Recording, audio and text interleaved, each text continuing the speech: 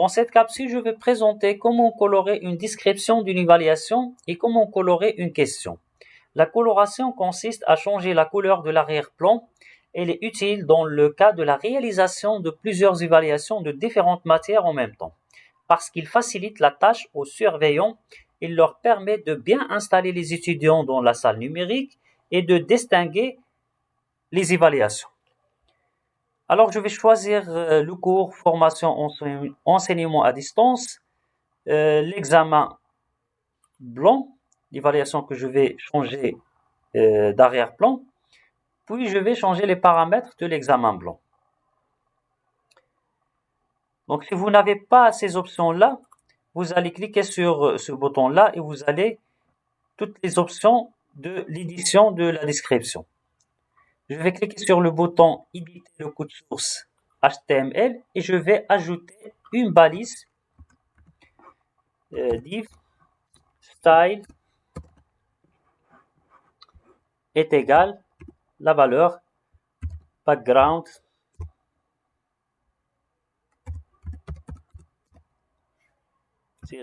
color 2 points et vous devez mettre une couleur. Je vais choisir la couleur jaune par exemple. Point virgule, les guillemets. Et puis vers la fin de ce code, vous devez fermer la balise div.